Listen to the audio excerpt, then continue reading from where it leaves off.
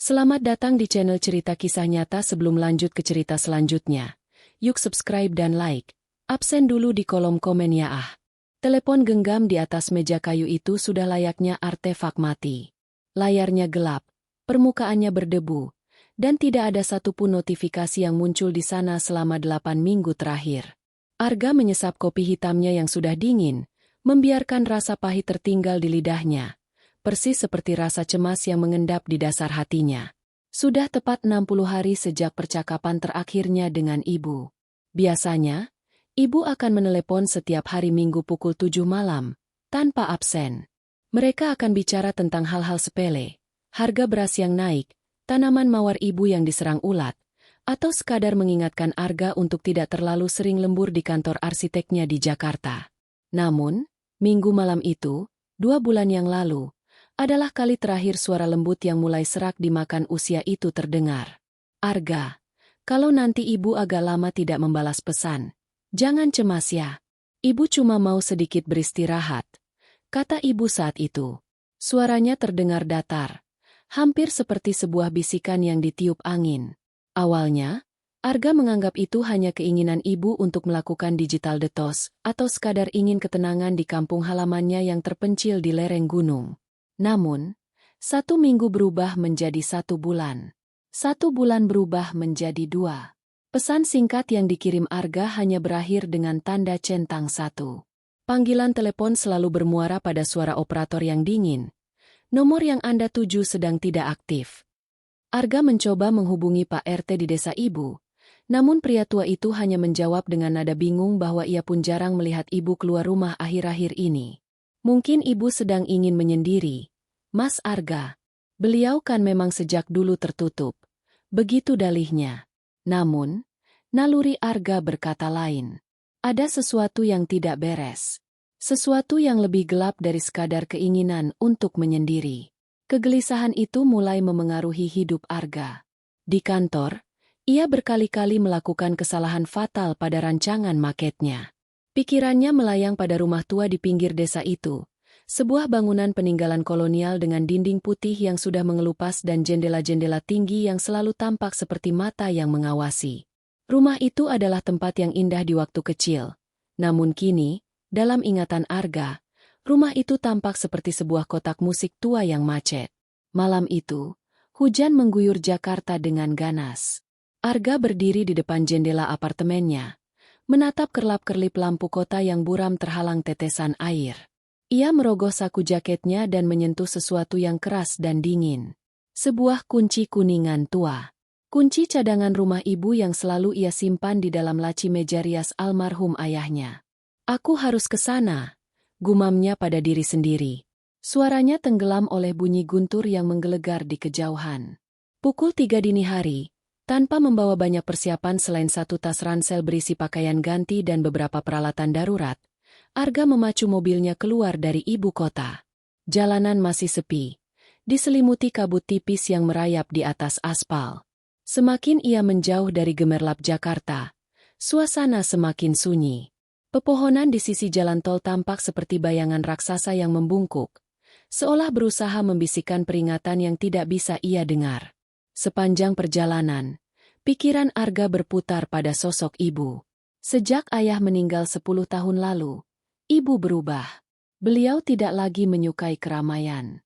Beliau memilih pulang ke desa asalnya, menolak tawaran Arga untuk tinggal bersama di apartemen yang nyaman. Ibu lebih memilih menghabiskan waktu di rumah tua itu, merawat kebun belakang, dan, ini yang paling membuat Arga khawatir, sering berbicara sendirian di ruang tengah.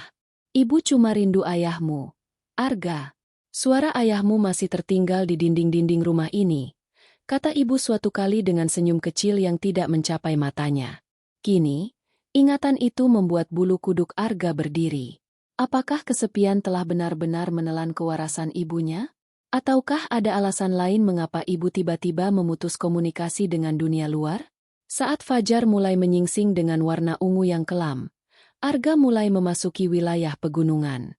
Udara menjadi sangat dingin, menusuk masuk melalui celah ventilasi mobil. Jalanan mulai menyempit, berkelok-kelok di antara tebing batu dan jurang yang dalam. Desa itu, Desa Linggarjati, terletak di ujung jalan ini. Sebuah desa yang seolah dilupakan oleh waktu. Arga mematikan radio mobilnya. Keheningan total kini menguasai kabin.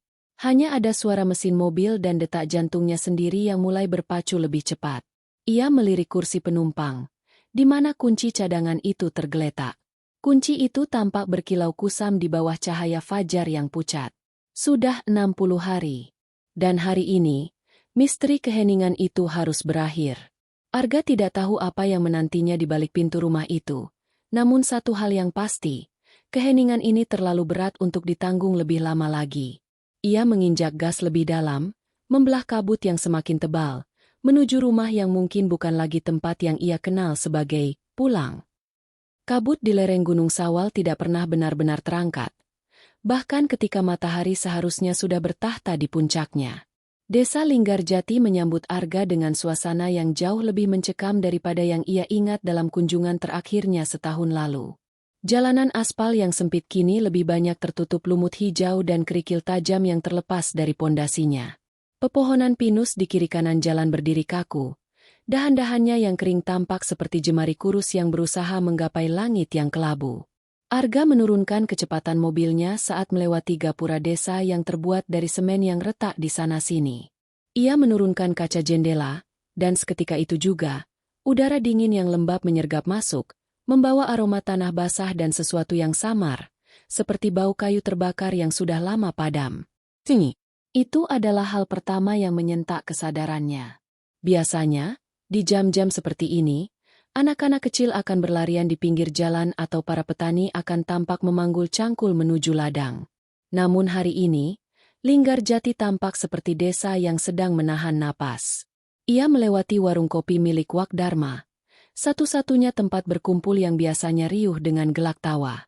Namun, pemandangan yang ia dapati justru membuat perutnya mulas. Wak Dharma yang sedang menyapu teras warungnya tiba-tiba berhenti. Pria tua itu menatap mobil Arga dengan pandangan yang sulit diartikan, bukan sambutan hangat, melainkan tatapan waspada yang penuh dengan kecemasan.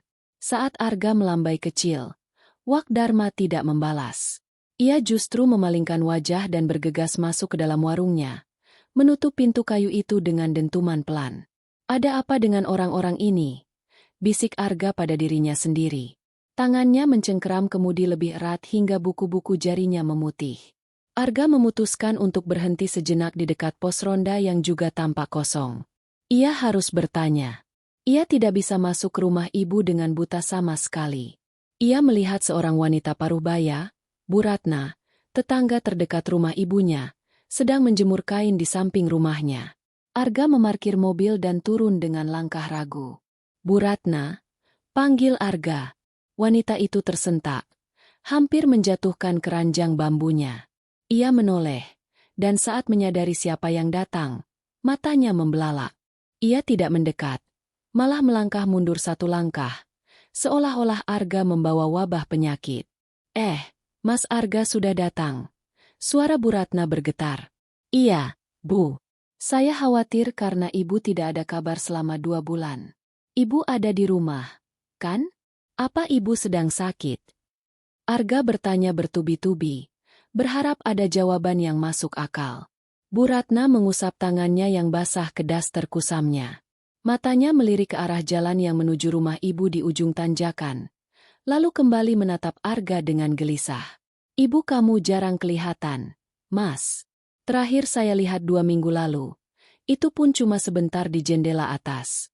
Sejak itu, rumahnya selalu tertutup rapat. Lampu teras pun tidak pernah dinyalakan. Apa ada orang lain yang datang berkunjung? Saudara atau teman? Bu Ratna menggeleng cepat. Terlalu cepat. Tidak ada. Tapi, Mas Arga. Ia merendahkan suaranya hingga hampir menyerupai bisikan. Kalau malam, kadang kami mendengar suara-suara dari rumah itu. Seperti suara mesin yang menderu pelan. Atau suara ketukan dari dalam tanah. Warga di sini. Kami pikir mungkin ibu sedang ada urusan keluarga yang tidak mau diganggu, jadi kami tidak berani mendekat. Ketukan dari dalam tanah. Arga mengerutkan kening. Maksud ibu apa? Bu Ratna tidak menjawab. Ia justru tampak ketakutan sendiri dengan ucapannya. Sudahlah, Mas. Lebih baik Mas Arga cek sendiri saja. Tapi saran saya, kalau sudah masuk, jangan lupa kunci pintunya dari dalam. Desa ini sedang tidak enak suasananya. Tanpa penjelasan lebih lanjut, Bu Ratna masuk ke dalam rumahnya dan mengunci pintu. Arga berdiri terpaku di tengah jalan yang sepi. Angin gunung berhembus kencang, menggoyangkan dahan pinus hingga mengeluarkan suara rintihan. Ucapan Bu Ratna tentang suara mesin dan ketukan dari dalam tanah berputar-putar di kepalanya seperti kaset rusak. Apa yang sebenarnya dilakukan ibu di rumah tua itu sendirian? Ibu yang Arga kenal adalah wanita yang benci kebisingan. Beliau bahkan tidak suka memakai mixer atau penyedot debu karena suaranya dianggap mengganggu ketenangan. Lantas, mesin apa yang didengar para tetangga? Arga kembali ke dalam mobil. Ia mengemudikan kendaraannya perlahan menuju ujung jalan desa, di mana sebuah rumah besar dengan arsitektur kolonial berdiri megah namun kusam di balik pagar besi yang sudah berkarat. Rumah itu dikelilingi oleh pepohonan besar yang membuat cahaya matahari kesulitan menyentuh tanahnya. Di sana, di balik gerbang yang tertutup rapat, rumah itu tampak seperti raksasa yang sedang tidur. Ia menghentikan mobil tepat di depan gerbang. Mesin mobil dimatikan, dan sekali lagi, keheningan yang menyesakkan itu kembali. Arga menatap lantai 2 rumah itu. Jendela kamar ibu tertutup tirai putih yang sudah menguning. Tidak ada tanda-tanda kehidupan. Tidak ada asap mengepul dari dapur. Tidak ada suara radio yang biasanya memutar gending Jawa favorit ibu. Arga merogoh sakunya, mengeluarkan kunci cadangan kuningan itu. Logamnya terasa dingin di kulitnya, memberikan sensasi gigil yang merayap hingga ke tulang belakang. Ia keluar dari mobil, melangkah menuju gerbang. Setiap langkahnya terasa berat, seolah-olah bumi di bawah kakinya mencoba menahannya agar tidak mendekat. Ia membuka gembok gerbang yang sudah sangat kasar karena karat. Suara derit gerbang yang terbuka terdengar sangat nyaring di tengah kesunyian desa, seolah memberitahu seluruh penghuni Linggarjati bahwa sang putra telah pulang. Arga berjalan menyusuri jalan setapak yang tertutup daun-daun kering yang hancur dipijak. Di depan pintu jati yang kokoh itu, Arga berhenti. Ia menarik napas panjang, mencoba menenangkan debar jantungnya yang kian liar. Ia memasukkan kunci cadangan itu ke lubangnya. Perlahan, ia memutar kunci tersebut. Klik. Pintu tidak terkunci dari dalam. Jantung Arga mencelos. Jika ibu ada di dalam dan merasa terancam atau ingin menyendiri, mengapa pintu utama tidak dikunci? Dengan tangan yang mulai gemetar, ia mendorong daun pintu itu. Suara derit panjang menyambutnya, diikuti oleh hembusan udara dingin dari dalam rumah yang beraroma campur aduk. Debu, sisa kemenyan, dan sesuatu yang tajam seperti bau alkohol medis. Ibu? Suara Arga parau. Hampir tidak terdengar. Tidak ada jawaban. Hanya kesunyian hitam yang menelan suaranya. Arga melangkah masuk, dan tepat saat kaki kanannya menginjak lantai marmer di ruang tamu, pintu di belakangnya tertutup sendiri oleh angin, menyisakan Arga dalam kegelapan yang hampir total. Kegelapan di dalam ruang tamu itu terasa padat. Seolah-olah udara telah berubah menjadi cairan hitam yang menyumbat paru-paru. Arga berdiri mematung di balik pintu yang baru saja tertutup rapat. Jantungnya berdentum keras, menciptakan gema di telinganya sendiri. Ia meraba dinding di samping pintu, mencari saklar lampu yang ia ingat berada di sana. Klik, klik. Tidak ada cahaya yang menyala. Arga mendesah frustrasi. Sepertinya aliran listrik di rumah ini sudah diputus. Atau mungkin bohlamnya sudah mati termakan usia. Ia merogoh saku jaketnya dan mengeluarkan ponsel. Dengan sisa baterai sekitar 60%, ia menyalakan fitur senter. Cahaya putih tajam segera membelah kegelapan, menampakkan partikel debu yang menari-nari di udara seperti jutaan serangga kecil. Cahaya senter itu menyapu ruangan. Arga tertegun. Semuanya masih berada di tempatnya, namun tampak asing. Sofa beludru hijau tua favorit ibu kini tertutup lapisan debu tebal, membuatnya tampak seperti gundukan tanah di tengah ruangan. Di atas meja kopi, ada sebuah cangkir porselen yang masih berisi sisa teh hitam yang sudah mengering hingga menyisakan kerak pekat di dasarnya. Ibu? Ini Arga, Bu. Arga kembali berseru. Kali ini suaranya lebih tegas, berusaha mengusir rasa takut yang mulai merayap di tengkuknya. Sekali lagi, hanya keheningan yang menyahut. Arga melangkah lebih dalam ke ruang tengah. Setiap langkahnya menghasilkan suara derit lantai kayu yang seolah memprotes kehadirannya. Ia mengarahkan cahaya senter ke dinding, melewati deretan foto keluarga yang membeku dalam waktu. Ada foto pernikahannya yang gagal, foto kelulusannya, dan foto ayah yang tersenyum kaku dengan seragam kebesarannya. Namun, ada yang aneh.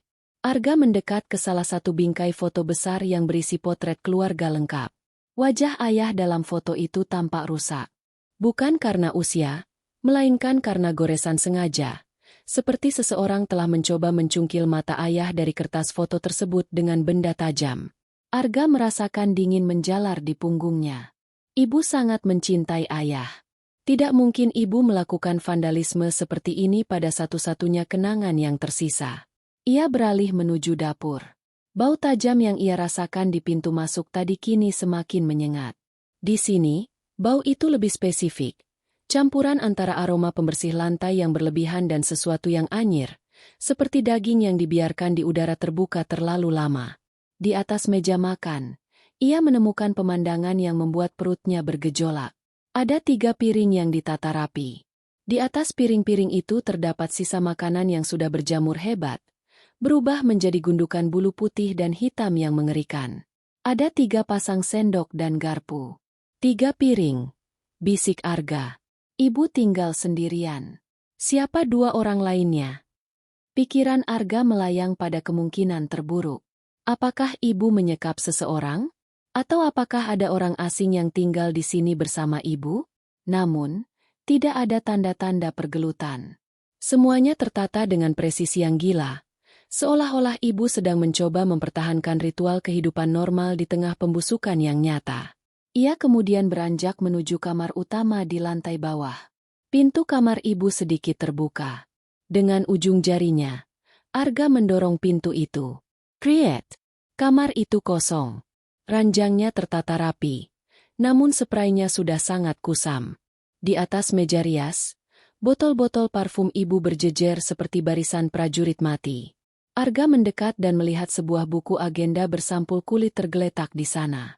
Ia membukanya perlahan. Lembar demi lembar berisi catatan harian ibu tentang jadwal menyiram bunga dan daftar belanja. Namun, semakin ke belakang, tulisan tangan ibu menjadi semakin kacau. Huruf-hurufnya memanjang, bergetar, dan tumpang tindih. Hingga ia sampai pada halaman terakhir yang tertulis tepat 2 bulan lalu. Tulisannya begitu besar hingga memenuhi 1 halaman. Ditekan begitu kuat hingga kertasnya hampir robek. Dia terus memanggilku dari bawah. Suaranya persis seperti dulu. Dia lapar. Aku harus memberinya makan lagi. Tapi dia tidak suka daging pasar. Dia mau sesuatu yang lebih hangat. Arga menutup buku itu dengan sentakan kasar. Napasnya memburu. Dia, siapa? Ayah sudah lama meninggal dan dikuburkan di pemakaman umum desa. Siapa yang ibu maksud memanggil dari bawah? Tiba-tiba, sebuah suara terdengar. Duk, duk, duk. Bukan dari luar rumah. Bukan dari lantai atas. Suara itu berasal dari bawah kakinya. Ketukan ritmis yang lambat. Seolah-olah seseorang sedang memukulkan kepalan tangan ke langit-langit ruang bawah tanah. Arga terpaku di tempatnya. Senter di tangannya bergetar, memantulkan cahaya yang menari liar di dinding kamar. Suara itu berhenti sejenak, lalu berganti menjadi suara gesekan logam yang panjang dan menyayat telinga. Ngiik, seperti gerendel pintu besi yang dipaksa terbuka. Naluri Arga berteriak agar ia segera lari keluar dari rumah itu, masuk ke mobil, dan tidak pernah menoleh kembali. Namun, bayangan wajah ibunya yang rapuh muncul di benaknya. Jika ibu dalam bahaya, jika ibu disekap di bawah sana, ia tidak bisa meninggalkannya. Arga keluar dari kamar dengan langkah yang dipaksakan. Ia menuju ke area belakang dapur, tempat pintu menuju gudang bawah tanah berada. Di rumah-rumah tua peninggalan Belanda, gudang bawah tanah adalah hal yang umum, biasanya digunakan untuk menyimpan cadangan makanan atau kayu bakar. Namun, ibu selalu melarang Arga bermain di sana sejak kecil. mengatakan bahwa tangganya sudah rapuh dan berbahaya. Ia sampai di depan pintu gudang bawah tanah. Pintu kayu jati yang biasanya tampak usang itu kini terlihat berbeda. Ada sebuah rantai baru yang melilit gagangnya, digembok dengan kunci gembok modern yang mengkilap, kontras dengan keadaan rumah yang tak terawat. Arga menempelkan telinganya ke pintu kayu itu. Untuk sesaat, suasana kembali hening. Begitu hening hingga ia bisa mendengar detak jarum jam dinding di ruang tengah. Lalu, dari balik pintu itu, terdengar sebuah isakan kecil. Suara perempuan. "Ibu!" Arga memanggil dengan suara bergetar. "Ibu, itu kau?" Tidak ada jawaban verbal, tapi ketukan itu kembali terjadi. Kali ini lebih keras, lebih mendesak. Duk, duk, duk. Seolah-olah sesuatu di bawah sana sedang mencoba memperingatkan Arga untuk pergi, atau justru memintanya untuk segera masuk. Arga melihat sekeliling dapur dan menemukan sebuah linggis tua di dekat tempat cuci piring. Mungkin bekas dipakai tukang yang pernah memperbaiki pipa. Ia menggenggam linggis itu, merasakan berat logamnya yang dingin. "Ibu, mundur dari pintu. Aku akan membukanya." Arga mengangkat linggisnya, mengarahkannya pada celah rantai. Ia tahu, sekali rantai ini putus, tidak ada jalan kembali. Rahasia 2 bulan keheningan itu ada di balik pintu ini, dan Arga tidak yakin apakah ia siap menghadapi apa yang tersembunyi di dalam kegelapan di bawah kakinya. Suara hantaman logam linggis melawan gembok baja itu memecah kesunyian rumah seperti ledakan granat.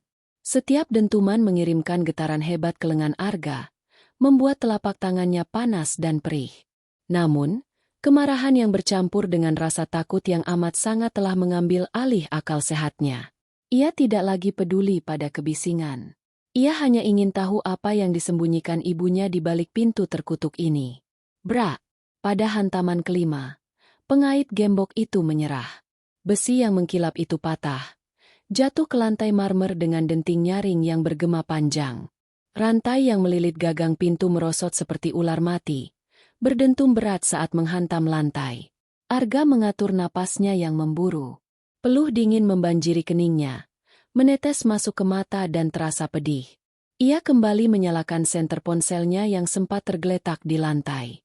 Cahaya putih itu kini menyorot langsung ke permukaan pintu kayu gudang bawah tanah.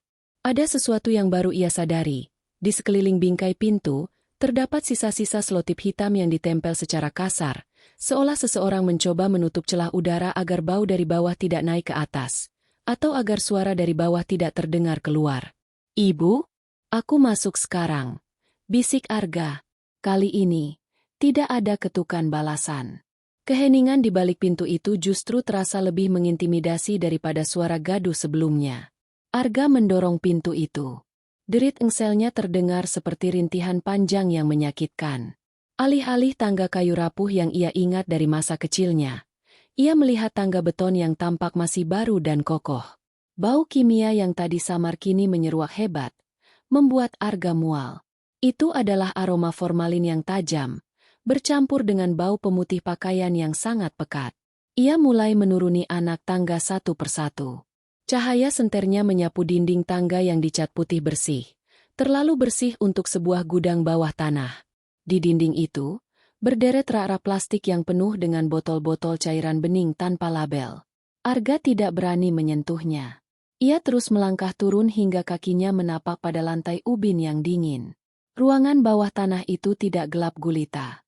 Di ujung ruangan, ada sebuah lampu neon panjang yang berkedip-kedip, mengeluarkan bunyi dengung elektrik yang monoton. Ruangan ini jauh lebih luas dari yang Arga bayangkan. Ini bukan gudang. Ini tampak seperti laboratorium darurat atau ruang perawatan medis yang dibangun secara sembunyi-sembunyi. Arga melihat sebuah meja kayu besar di tengah ruangan. Di atasnya berserakan berbagai macam alat medis, jarum suntik bekas, kain kasa yang bercak-bercak kecoklatan, dan beberapa botol infus yang masih berisi cairan. Namun, yang paling menarik perhatiannya adalah tumpukan kertas dan foto yang tersebar di sudut meja. Arga mendekat. Tangannya gemetar saat mengambil salah satu lembar kertas. Itu adalah catatan medis, namun bukan milik ibunya. Di bagian atas kertas tertera nama, Suryo Adiwangsa. Ayah. Arga tersedak ludahnya sendiri. Ayahnya sudah meninggal 10 tahun lalu akibat kecelakaan mobil yang tragis. Arga sendiri yang melihat jenazahnya dimasukkan ke dalam liang lahat. Namun, di tangannya sekarang ada catatan medis yang bertanggal hanya 3 bulan yang lalu. Catatan itu berisi grafik detak jantung, kadar oksigen dalam darah, dan dosis suntikan bahan kimia yang Arga sendiri tidak mengerti namanya. Ia beralih ke foto-foto di samping catatan itu. Foto-foto itu diambil secara candid di pemakaman desa. Foto nisan ayah, foto tanah makam yang tampak sedikit amblas, dan yang paling mengerikan, sebuah foto yang menunjukkan sebuah peti mati kayu yang sudah kusam diletakkan di atas lantai ubin ini, lantai tempat Arga berdiri sekarang. Tidak, tidak mungkin. Ibu, apa yang sudah kau lakukan? Arga bergumam dengan suara yang pecah.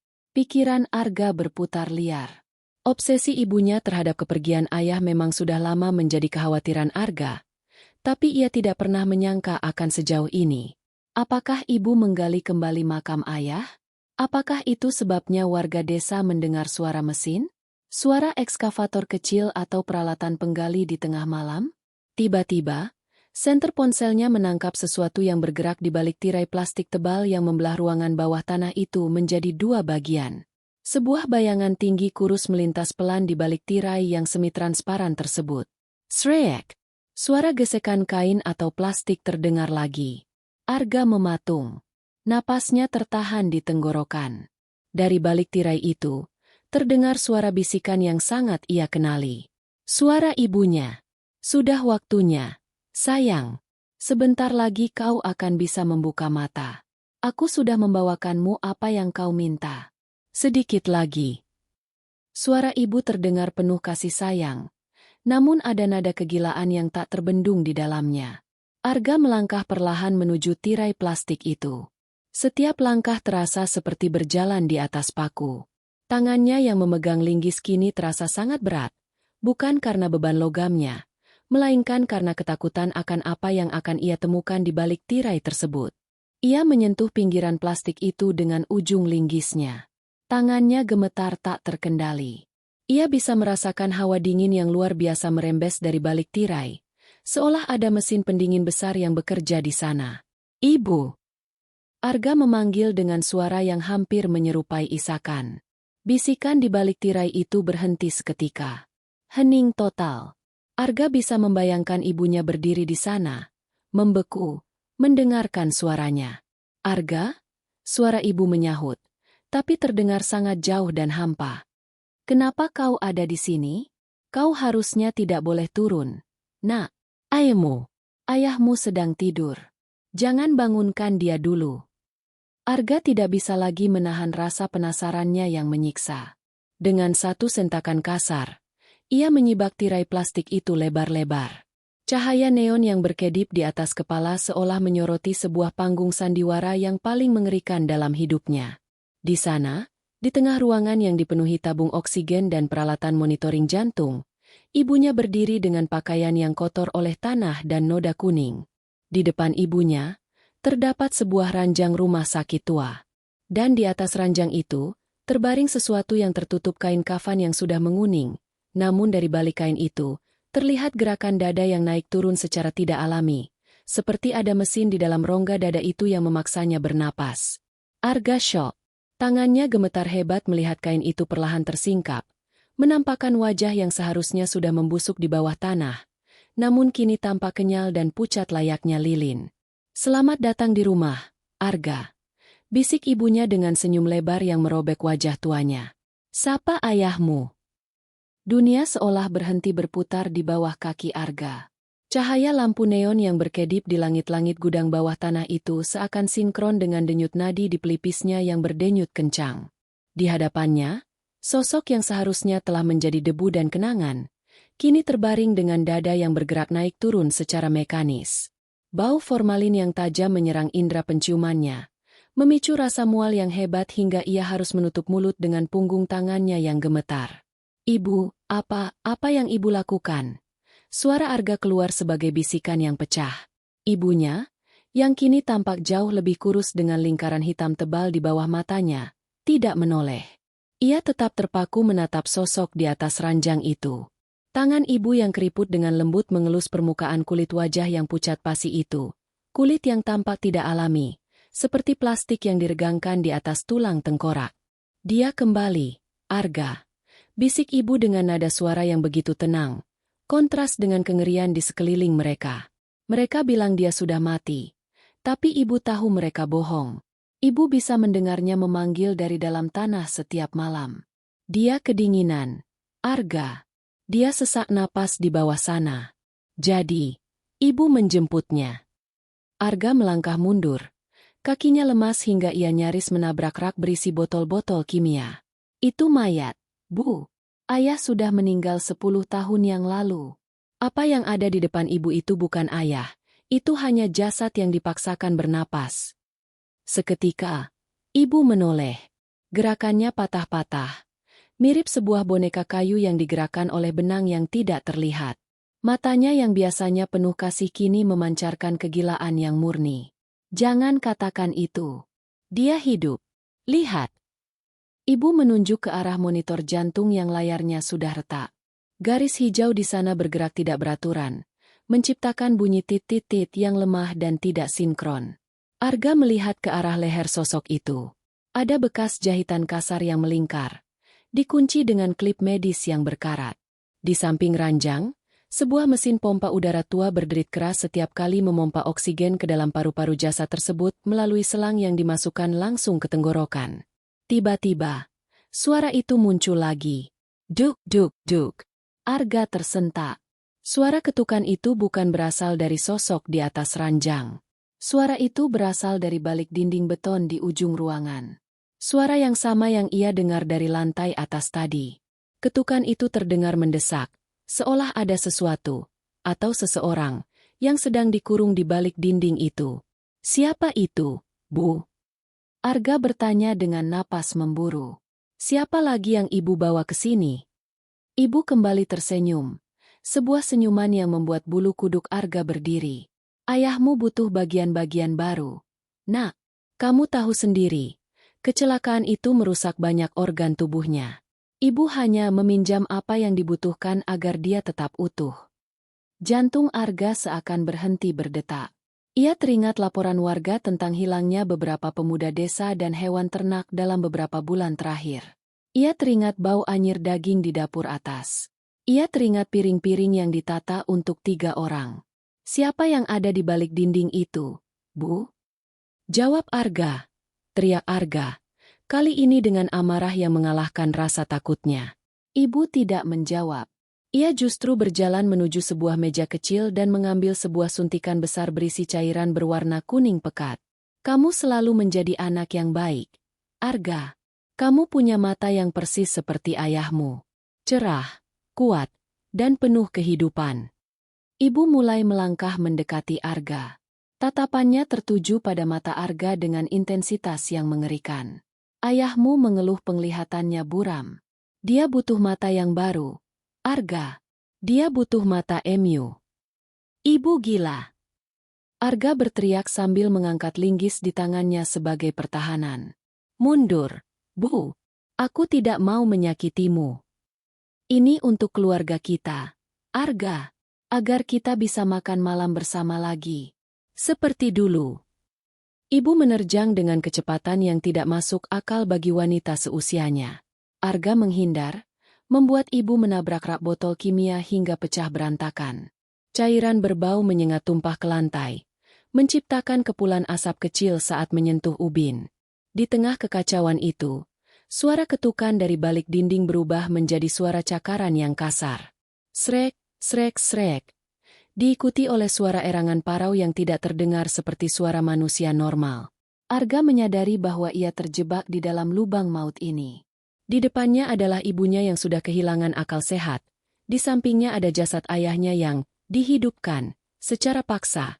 Dan di balik dinding itu ada sesuatu yang jauh lebih mengerikan yang sedang berusaha keluar. Senter ponselnya yang tergeletak di lantai menyorot ke arah dinding beton itu. Arga melihat ada sebuah retakan besar di sana.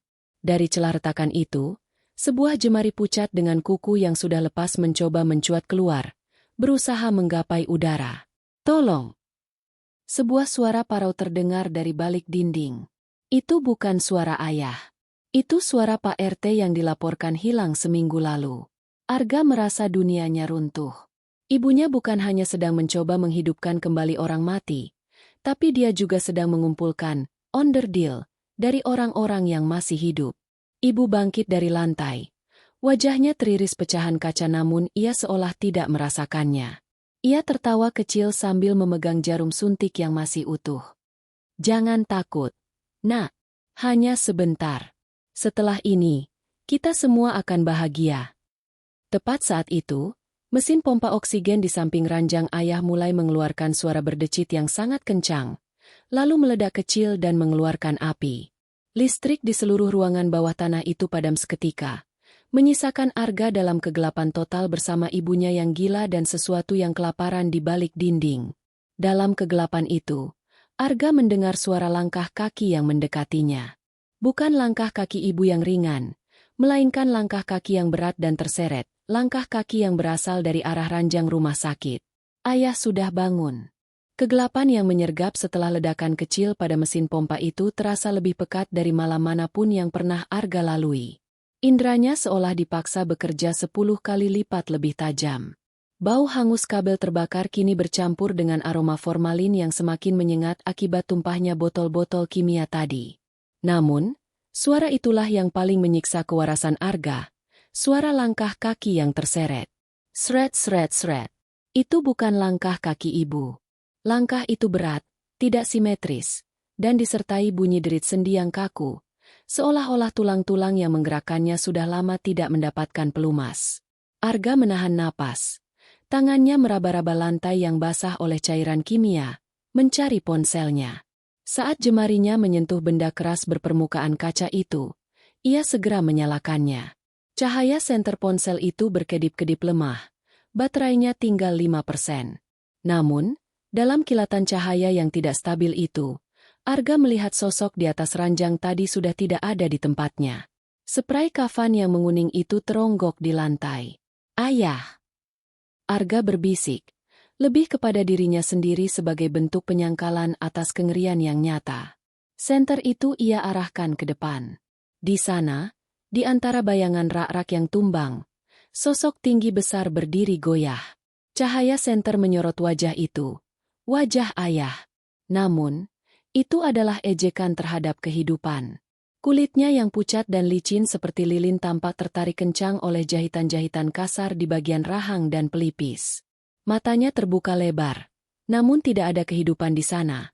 Hanya ada 2 bola putih yang keruh, terus-menerus berputar tanpa fokus. Arga, lihatlah. Suara ibu terdengar dari sudut gelap yang lain. Dia sudah bangun. Dia ingin memelukmu. Ibu, menjauh dari benda itu, teriak Arga. Tepat saat itu, sosok yang ia panggil, ayah, mengeluarkan suara mengerikan dari tenggorokannya. Bukan kata-kata, melainkan suara udara yang dipaksa keluar melalui selang yang masih menggantung di lehernya. Hahaha. Sosok itu menerjang ke arah cahaya. Arga melompat ke samping, menabrak dinding beton yang retak. Di saat yang sama, suara gedoran dari balik dinding itu semakin menggila. Brak, brak, brak. Semen dan debu mulai berjatuhan dari plafon. Arga menyadari bahwa struktur ruangan bawah tanah ini tidak stabil. Ledakan kecil tadi dan aktivitas di dalam ruangan ini mulai merusak pondasi rumah tua di atasnya. Tolong, keluarkan saya. Suara Pak RT dari balik dinding terdengar semakin jelas. Kini disertai isakan tangis yang putus asa. Arga tidak punya banyak pilihan. Di satu sisi ada ibunya yang memegang jarum suntik dengan tatapan kosong. Di sisi lain ada jasad hidup yang terus bergerak mendekatinya dengan tangan terbuka yang jemarinya kaku seperti cakar. Ia menggunakan linggisnya untuk menghantam retakan di dinding beton. Jika ia bisa mengeluarkan Pak RT, setidaknya ia punya sekutu untuk melumpuhkan ibu dan keluar dari neraka ini. Dang, dang, batu bata dan semen rontok. Setiap hantaman linggis membuat tangannya semakin mati rasa. Namun adrenalin memberinya kekuatan tambahan. Sementara itu, sosok ayah terus mendekat. Gerakannya lambat namun pasti. Setiap kali sosok itu bergerak, aroma busuk yang disamarkan formalin tercium lebih tajam. "Jangan ganggu prosesnya, Arga!" Ibu berteriak. Ia berlari ke arah Arga, mencoba menusukkan jarum suntik itu ke leher putranya. Arga menghindar tepat waktu. Jarum itu justru menghantam dinding beton dan patah. Cairan kuning di dalamnya menyemprot ke wajah ibu. Ibu menjerit, menutup matanya yang perih, dan jatuh terduduk. "Maafkan aku, Bu. Isa Arga." Ia kembali menghantam dinding itu dengan sekuat tenaga. Krak! Lubang besar terbentuk. Dari balik kegelapan lubang itu, sebuah tangan manusia yang kurus kering dan penuh luka memar terjulur keluar. Arga menarik tangan itu, membantu seorang pria tua yang tampak sangat mengenaskan keluar dari celah sempit. Itu benar Pak RT. Namun kondisinya jauh dari kata baik. Salah satu kakinya dibalut kain kasa yang bersimbah darah, dan ia tampak sangat lemah. "Mas Arga, ibu kamu, dia bukan manusia lagi," bisik Pak RT dengan napas tersengal. "Kita harus keluar dari sini, Pak. Sekarang." Namun, jalan keluar menuju tangga tadi sudah tertutup oleh sosok ayah. Jasad itu kini berdiri tepat di depan pintu keluar satu-satunya. Ia seolah-olah diprogram untuk mencegah siapapun meninggalkan ruangan itu. Kepalanya miring ke satu sisi, menatap Arga dengan mata putihnya yang kosong. Arga mengarahkan senter ponselnya ke arah langit-langit. Ia melihat deretan pipa air dan kabel listrik yang menggantung. Ia teringat sesuatu.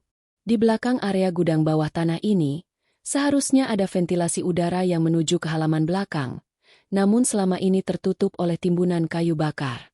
"Ikuti saya, Pak." Arga memapah Pak RT menuju bagian belakang laboratorium darurat itu.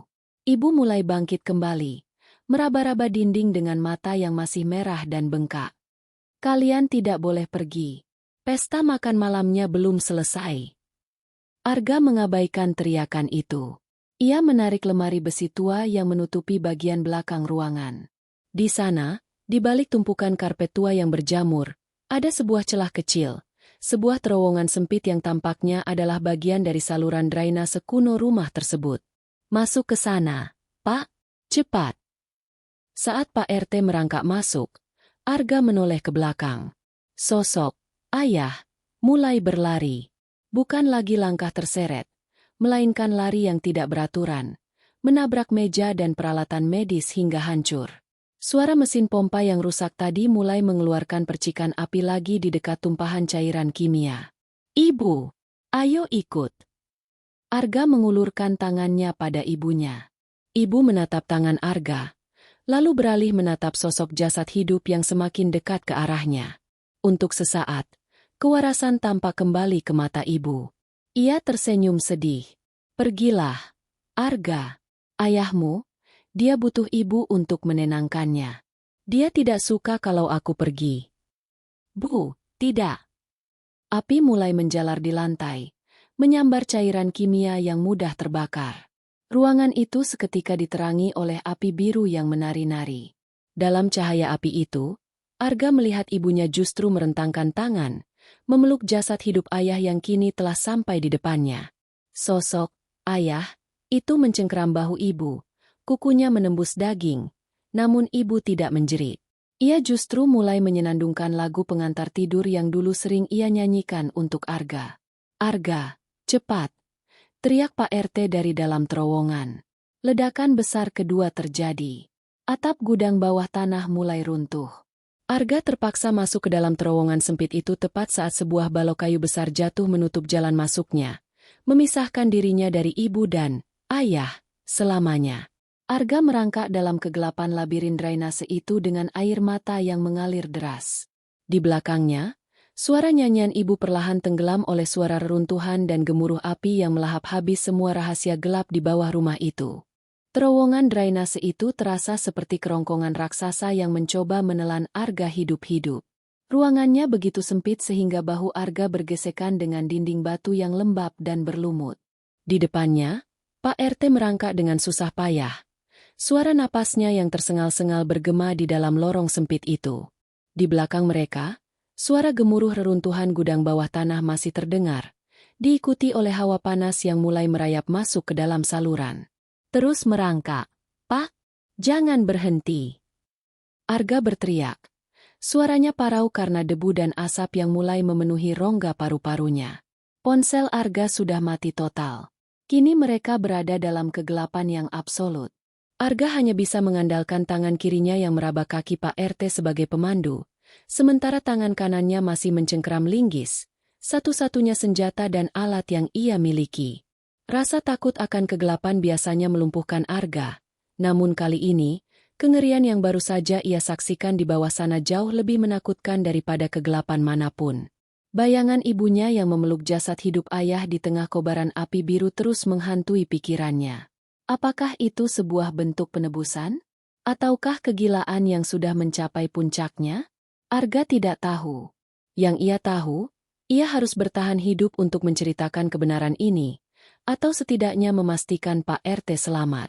Tiba-tiba, Pak RT berhenti. "Kenapa, Pak? Kenapa berhenti?" tanya Arga panik. "Jalan-jalannya buntu, Mas Arga." Suara Pak RT terdengar putus asa, bercampur isak tangis. Ada jeruji besi di depan. Berkarat, tapi sangat kokoh. Arga mendorong tubuhnya maju, merangkak melewati Pak RT di ruang yang sangat terbatas itu hingga ia bisa menyentuh penghalang tersebut. Benar saja, sebuah jeruji besi tua yang tebal menghalangi ujung saluran. Di balik jeruji itu, Arga bisa melihat secercah cahaya bulan yang pucat dan merasakan hembusan angin malam yang dingin. Mereka sudah sampai di ujung, hanya terpaut beberapa sentimeter dari halaman belakang rumah. Namun jeruji ini menjadi pemisah antara hidup dan mati. "Minggir, Pak. Biar saya coba," perintah Arga. Ia memposisikan dirinya sedemikian rupa, meski punggungnya terhimpit langit-langit saluran. Ia menyisipkan ujung linggisnya ke celah antara jeruji dan bingkai semennya. Arga mengerahkan seluruh sisa tenaganya. Otot-otot lengannya menegang hingga terasa seperti akan robek. Ngik-krek. Semen di sekitar jeruji mulai retak. Namun besi itu belum menyerah. Di saat yang sama, sebuah getaran hebat kembali mengguncang saluran. Tanah di atas mereka mulai meluruh. Arga bisa mendengar suara retakan kayu dari pondasi rumah di atas mereka yang mulai amblas ke dalam lubang gudang bawah tanah yang terbakar. "Cepat, Mas! Rumahnya mau ambruk!" Pak RT berteriak histeris. Arga meraung, mengeluarkan seluruh amarah dan rasa sakitnya ke dalam satu hentakan terakhir. Brak! Bingkai jeruji itu jebol dari dudukannya, terlempar keluar dan jatuh ke rerumputan basah di luar. Arga tidak membuang waktu. Ia menarik tubuh Pak RT keluar terlebih dahulu, lalu ia sendiri meloncat keluar dari saluran drainase tersebut. Mereka jatuh berguling di atas rumput liar yang tinggi di halaman belakang. Begitu kakinya menyentuh tanah, Arga tidak berhenti. Ia memapah Pak RT menjauh dari rumah. Tepat saat mereka mencapai jarak sekitar 10 meter, sebuah suara ledakan udara yang memekakan telinga terdengar. Bagian belakang rumah kolonial itu runtuh ke dalam, seolah-olah bumi baru saja membuka mulutnya dan menelan seluruh bangunan tersebut. Api membubung tinggi ke langit malam, mengubah kegelapan menjadi oranye yang menyala-nyala. Arga jatuh terduduk, menatap rumah masa kecilnya yang kini menjadi tungku api raksasa. Ia terengah-engah, air mata mengalir membasahi wajahnya yang penuh jelaga. Di dalam sana, ibu, ayah, dan segala kegilaan yang terjadi selama 2 bulan terakhir telah terkubur oleh ribuan ton puing dan tanah. "Sudah berakhir," bisik Pak RT yang terbaring lemah di sampingnya. Namun, Arga merasa ini belum berakhir. Ia menoleh ke arah hutan pinus yang mengelilingi rumah itu. Dalam keremangan cahaya api, ia melihat beberapa bayangan manusia berdiri di kejauhan, di antara batang-batang pohon. Mereka tidak bergerak, hanya berdiri menatap ke arah rumah yang terbakar. Apakah mereka warga desa? Ataukah mereka adalah bagian dari eksperimen lain yang belum terungkap? Arga berdiri dengan kaki goyah. Ia menyadari sesuatu yang aneh. Meski rumah itu meledak dan runtuh, tidak ada suara sirine polisi atau warga yang berdatangan untuk membantu, padahal suara ledakannya pasti terdengar hingga ke pusat desa. Keheningan desa Linggarjati terasa semakin tidak wajar.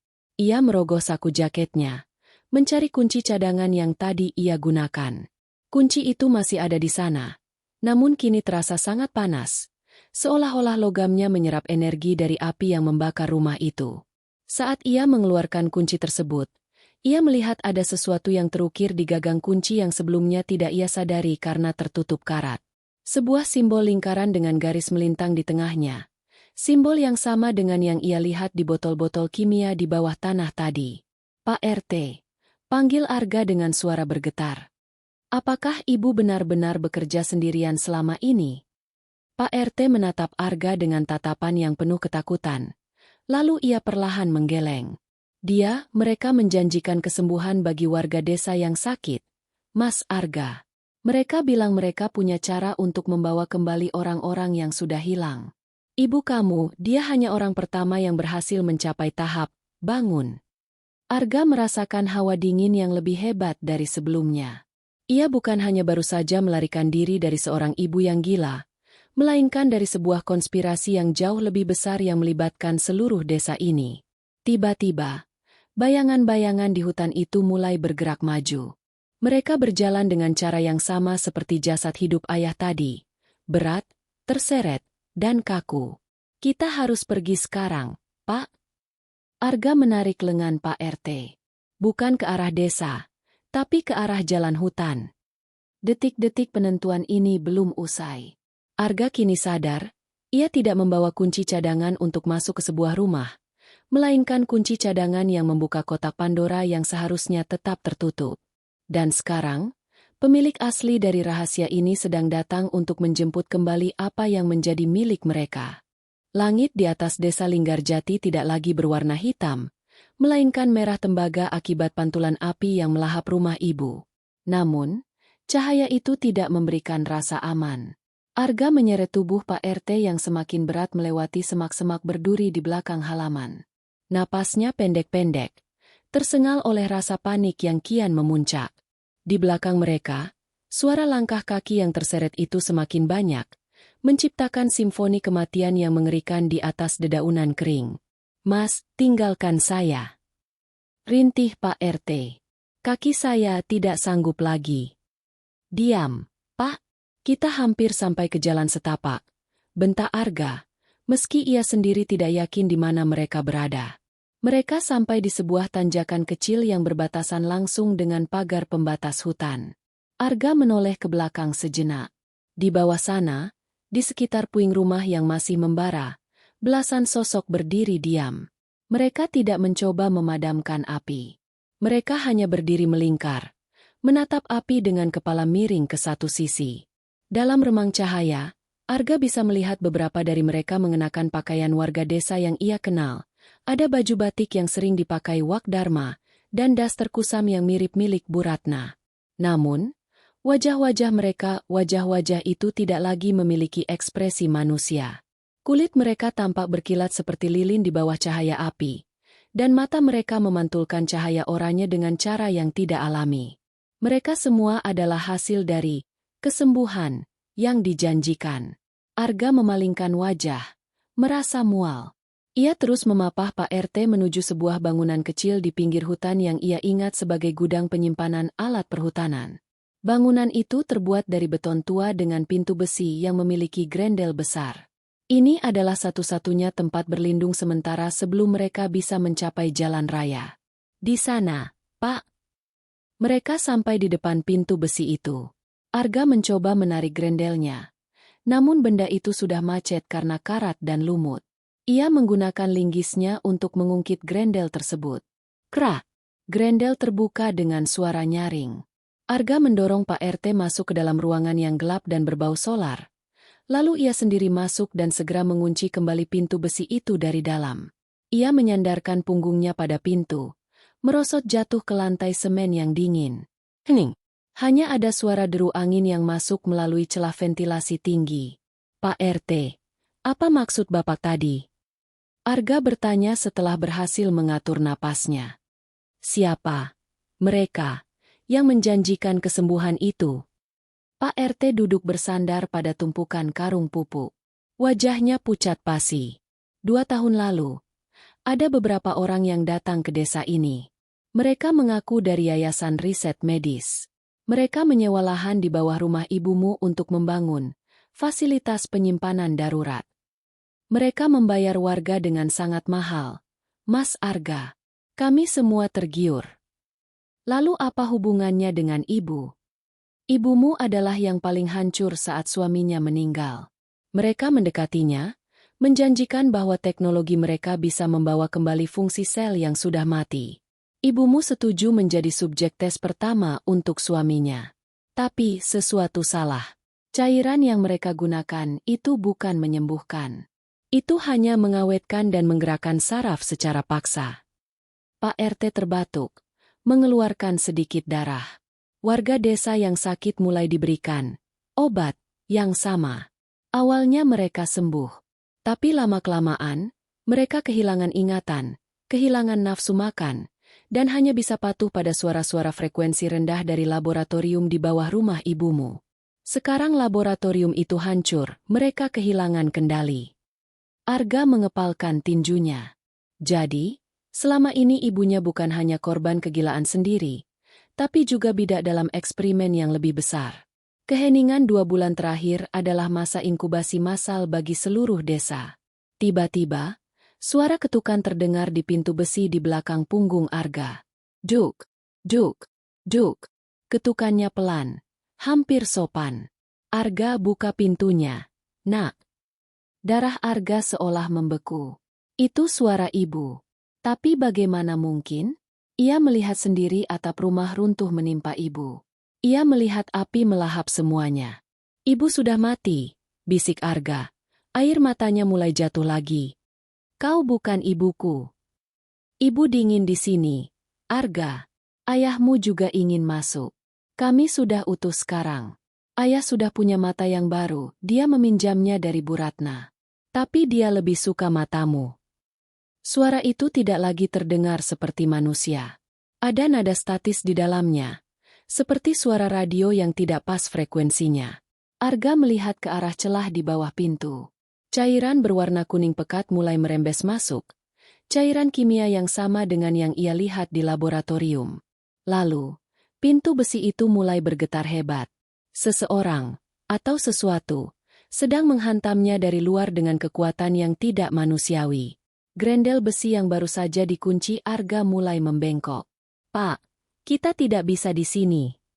Arga berdiri dan melihat sekeliling gudang.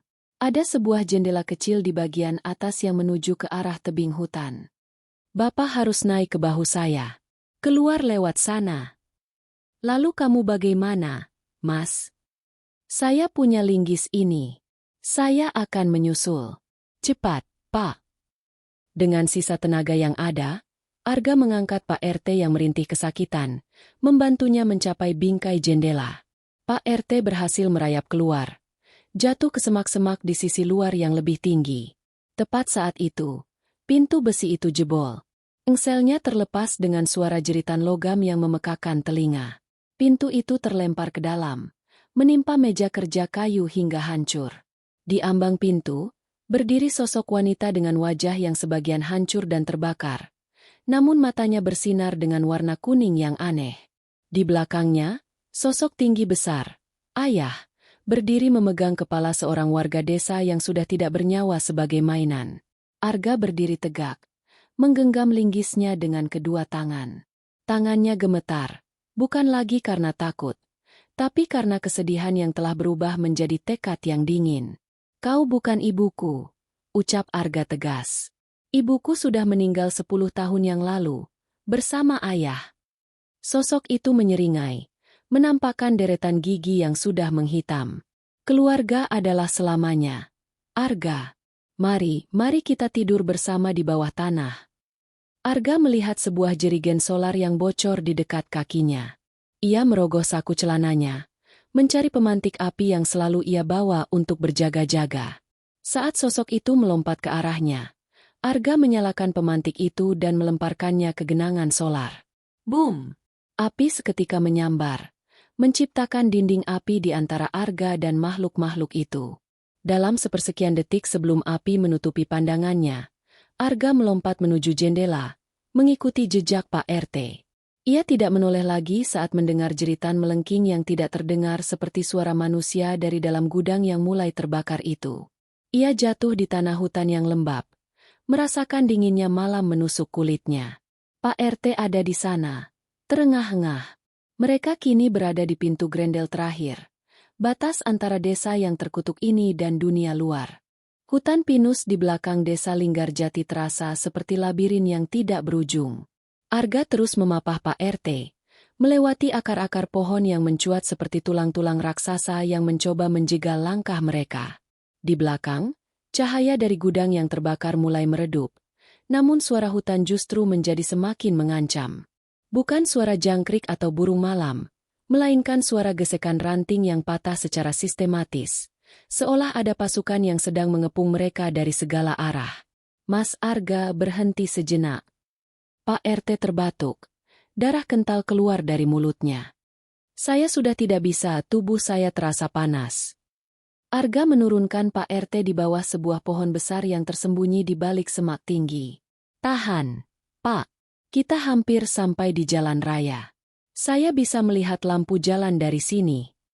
Arga mencoba memeriksa luka di kaki Pak RT menggunakan sisa cahaya dari pemantik apinya. Namun, saat kain kasa itu dibuka, jantung Arga serasa berhenti. Luka di kaki Pak RT tidak lagi terlihat seperti luka infeksi biasa. Urat-urat di sekitar luka itu berubah menjadi warna biru kehitaman yang menonjol, dan ada cairan kuning bening yang merembes keluar. Cairan yang sama dengan yang ada di laboratorium ibu. Pak! Arga berbisik, suaranya bergetar. Pak RT melihat kakinya sendiri dan tertawa getir. Ternyata benar mereka sudah memberikan obat itu padaku saat aku disekap di gudang bawah tanah. Aku bisa merasakannya, Mas. Sesuatu merayap di bawah kulitku. Sesuatu yang mencoba mengambil alih pikiranku. Tidak. Kita akan cari dokter. Di kota pasti ada yang bisa menolong. Arga mencoba memberikan harapan yang ia sendiri tahu itu kosong. Tidak ada dokter untuk ini, Arga. Pak RT mencengkeram lengan Arga dengan kekuatan yang mendadak meningkat. Kekuatan yang tidak masuk akal untuk pria yang sekarat. Dengarkan saya. Ini bukan sekadar eksperimen gila ibumu. Ibumu hanya alat. Mereka perusahaan yang datang itu. Mereka menyebut diri mereka Aeterna Genesis. Mereka mencari cara untuk menghentikan pembusukan sel. Mereka ingin menciptakan tenaga kerja yang tidak pernah lelah, tidak pernah mati, dan tidak pernah membangkang. Pak RT mulai gemetar hebat. Matanya mulai berputar, menampakkan bagian putih yang kini mulai berubah warna menjadi kuning redup. Ibumu berhasil menghidupkan kembali suaminya, tapi dia gagal mempertahankan kesadarannya. Ayahmu hanyalah mesin biologis tanpa jiwa. Dan sekarang, aku akan menjadi seperti mereka. Pak, lawan. Jangan menyerah. Arga mengguncang bahu Pak RT. Lari. Arga, ambil ini. Pak RT merogoh saku bajunya dan mengeluarkan sebuah flash disk kecil yang dibungkus plastik. Saya mencurinya dari meja di bawah tanah saat ibumu lengah. Ini semua data tentang eksperimen mereka. Dan daftar nama pejabat yang mendanai proyek ini. Hanya ini yang bisa menghancurkan mereka. Tiba-tiba, Pak RT menjerit kecil. Tubuhnya melengkung kaku, dan suara derit sendi yang mengerikan terdengar dari tulang belakangnya. Arga melangkah mundur dengan ngeri.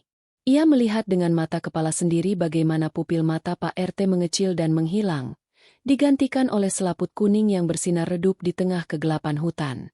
Lari! Suara Pak RT kini berubah menjadi parau, bercampur dengan desisan udara yang aneh. Tanpa sempat membalas, Arga melihat bayangan-bayangan muncul dari balik pohon di sekeliling mereka. Itu adalah warga desa. Mereka bergerak serempak, mengelilingi tempat itu dalam diam yang mencekam. Bu Ratna ada di sana. Wak Dharma ada di sana. Bahkan anak-anak kecil yang dulu sering bermain di depan warung kini berdiri dengan kulit yang pucat dan mata yang kosong. Mereka tidak langsung menyerang. Mereka berdiri diam, seolah sedang menunggu perintah. Lalu, dari kegelapan hutan, muncul seorang pria mengenakan setelan jas hitam yang sangat rapi, kontras dengan lingkungan hutan yang kotor dan berantakan.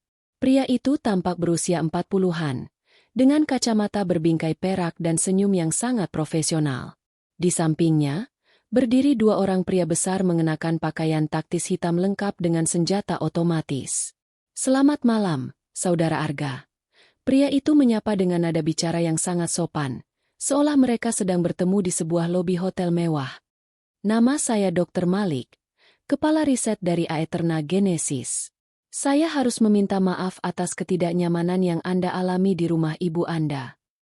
Arga menggenggam linggisnya erat, sementara tangan satunya menyembunyikan flash disk di dalam saku. "Kalian adalah monster. Apa yang kalian lakukan pada orang-orang ini?" Dr. Malik tertawa kecil, sebuah tawa yang terdengar sangat hampa. "Monster?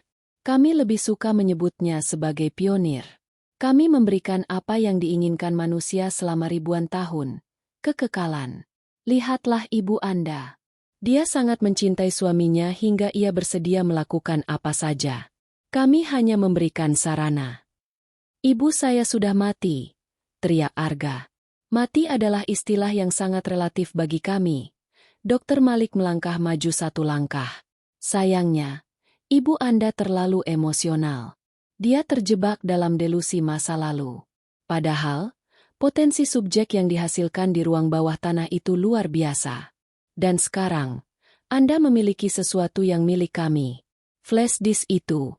Arga, kembalikan padaku. Dan aku berjanji kau akan keluar dari desa ini hidup-hidup." Arga melihat ke arah Pak RT yang kini sudah berdiri. Pak RT tidak lagi menatapnya sebagai teman, melainkan sebagai target. Pak RT bergabung dengan warga desa lainnya, membentuk lingkaran yang semakin rapat.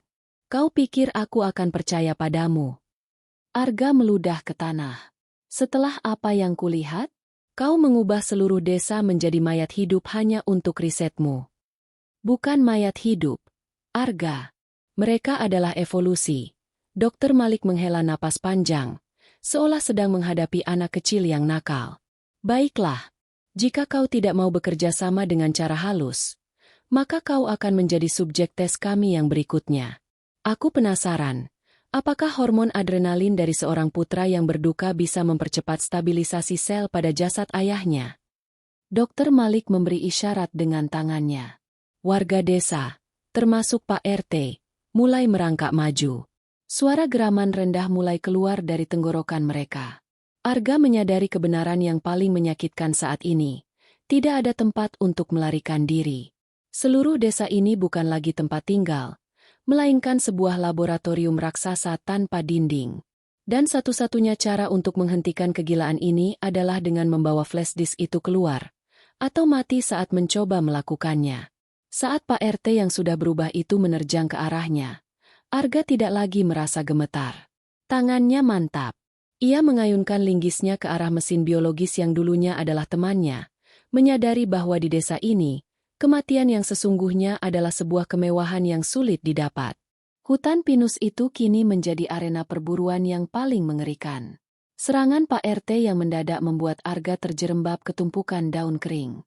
Kekuatan pria tua itu sudah tidak masuk akal. Tangan Pak RT mencengkeram bahu Arga dengan tekanan yang sanggup meremukan tulang. Arga bisa melihat dari jarak dekat mata kuning yang berpendar redup itu. Tidak ada lagi jiwa di dalamnya. Hanya sisa-sisa impuls saraf yang diperintah oleh cairan kimia. "Maafkan aku, Pak." Arga berteriak seraya menghantamkan pangkal linggisnya ke pelipis Pak RT. Hantaman itu cukup keras untuk membuat Pak RT terlempar ke samping. Namun ia tidak merasakan sakit. Ia segera bangkit kembali dengan gerakan patah-patah yang efisien. Di sekelilingnya, warga desa mulai merapat. Mereka bergerak seperti kawanan serigala, mengunci setiap celah pelarian. Dr. Malik berdiri di kejauhan dengan tangan terlipat di depan dada, mengawasi segalanya seperti seorang penonton teater yang puas. Arga berdiri, napasnya memburu. Ia meraba flash disk di sakunya. Benda kecil itu terasa seberat beban seluruh dunia. Ia tahu, jika ia tertangkap, data ini akan lenyap, dan Linggarjati hanya akan menjadi awal dari bencana global. "Kalian ingin ini?" Arga mengangkat flash disk itu tinggi-tinggi. "Kemari dan ambil." Dokter Malik memberikan isyarat pada kedua pengawalnya. Jangan sampai rusak. Tangkap dia hidup-hidup. Saat kedua pria bersenjata itu mendekat, Arga melakukan sesuatu yang tidak mereka duga. Alih-alih lari ke arah jalan raya yang sudah dijaga ketat, ia justru lari kembali ke arah desa, menuju ke jurang yang berada tepat di belakang sisa-sisa rumah ibunya yang masih terbakar. Dia gila. Kejar, teriak Dokter Malik. Ketenangannya mulai retak. Arga berlari secepat yang ia bisa. Kakinya terasa perih dihantam ranting, paru-parunya seperti terbakar, namun kemarahan memberinya energi yang luar biasa. Di belakangnya, puluhan manusia lilin itu mengejar dengan kecepatan yang konstan. Arga mencapai bibir jurang tepat saat api di rumah ibunya mulai padam, menyisakan kerangka bangunan yang hitam dan berasap. Ia berdiri di tepi tebing yang curam. Di bawah sana adalah sungai beraliran deras yang penuh dengan bebatuan tajam. Arga menoleh. Dokter Malik, kedua pengawalnya, dan kerumunan warga desa yang sudah berubah telah mengepungnya di bibir jurang. Sudah berakhir, Arga. Dokter Malik melangkah maju, tangannya terjulur. Berikan benda itu. Kau tidak harus mati di sini. Kau bisa melihat ibumu lagi. Kami bisa memperbaiki apa yang rusak padanya. Arga tertawa, sebuah tawa yang pahit dan serak. Kalian tidak pernah memperbaiki apapun. Kalian hanya menciptakan boneka dari rasa sakit orang lain. Ibuku, dia sudah pergi sejak ayah meninggal. Yang kalian simpan di bawah tanah itu hanyalah penghinaan terhadap kenangannya. Arga melihat ke arah kerumunan warga. Di barisan paling depan, ia melihat sosok yang sangat ia kenal. Bukan ibu yang asli, melainkan jasad hidup yang tadi terbakar. Setengah wajahnya sudah menjadi arang, namun ia tetap berdiri, dipandu oleh sinyal frekuensi yang dikirimkan oleh tim Dokter Malik. Ibu! Bisik Arga. Sosok itu memiringkan kepalanya. Untuk sekilas, Arga ingin percaya bahwa masih ada sisa-sisa kasih sayang di balik mata kuning itu. Namun ia segera sadar bahwa itu adalah jebakan psikologis yang diinginkan Dokter Malik. Pilihanmu hanya dua, Arga, kata Dokter Malik dingin. Kau mati dan kami tetap mengambil benda itu dari mayatmu, atau kau menyerah dan kami berikan hidup yang abadi untukmu dan keluargamu. Arga menatap flash disk di tangannya, lalu menatap sungai di bawah sana. Ia menarik napas dalam-dalam. Ada pilihan ketiga. Sebelum ada yang bisa bergerak, Arga melemparkan linggisnya ke arah salah satu tangki oksigen yang dibawa oleh salah satu pengawal, menciptakan percikan api yang mengalihkan perhatian mereka. Di saat yang sama, ia memasukkan flash disk itu ke dalam mulutnya, menelannya bulat-bulat, dan memberikan jari tengah ke arah Dokter Malik. Jika kalian ingin data ini, kalian harus mencarinya di dasar sungai. Arga membalikan badan dan melompat dari tebing. Angin dingin menerjang wajahnya. Untuk beberapa detik, ia merasa melayang, bebas dari segala kengerian dan rasa bersalah yang menghimpitnya selama 2 bulan terakhir. Ia melihat bayangan rumah ibunya yang hancur semakin mengecil di atas sana. Biur! Air sungai yang membeku menyentak kesadarannya. Benturan dengan permukaan air terasa seperti dipukul oleh tembok beton. Arga terombang-ambing di dalam arus yang sangat kuat. Tubuhnya terhantam bebatuan. Namun ia tetap berusaha menjaga kesadarannya. Ia harus bertahan hidup. Ia harus mencapai kota berikutnya. 1 minggu kemudian, di sebuah terminal bus kecil di luar wilayah Jawa Barat, seorang pria dengan wajah penuh luka memar dan tangan yang dibalut kain lusuh duduk di pojok ruang tunggu. Ia mengenakan jaket yang sudah robek-robek. Pria itu adalah Arga. Ia berhasil keluar dari sungai itu hidup-hidup. Merangkak sejauh 5 kilometer melewati hutan hingga mencapai jalan desa lain yang tidak terafiliasi dengan Linggarjati. Ia telah mengeluarkan kembali flash disk tersebut dari tubuhnya secara alami dan kini benda itu tersimpan aman di tangannya. Arga menatap sebuah berita di televisi gantung terminal. Kebakaran hebat melanda desa Linggarjati. Seluruh warga dievakuasi akibat kebocoran gas alam yang berbahaya. Wilayah tersebut kini ditetapkan sebagai zona karantina militer. Arga tahu itu bohong. Karantina itu bukan karena gas, melainkan untuk menyembunyikan mayat-mayat lilin yang diciptakan Aeterna Genesis.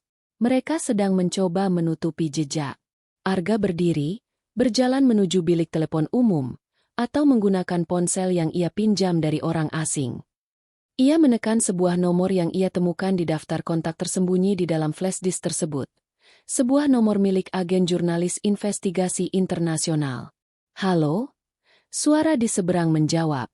Saya memiliki data tentang Linggarjati, kata Arga dengan suara yang tenang namun tajam. Saya memiliki nama-nama mereka.